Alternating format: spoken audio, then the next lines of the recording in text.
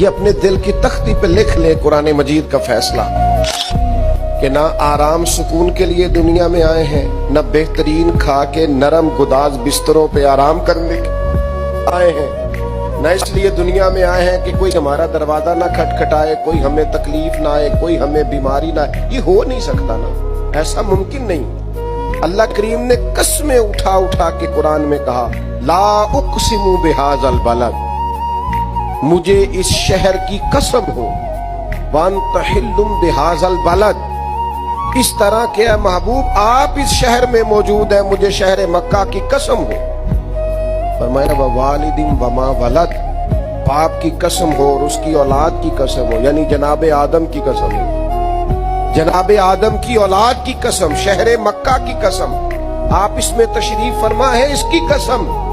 محبوب مجھے جناب آدم اور ان کی اولاد کی قسم۔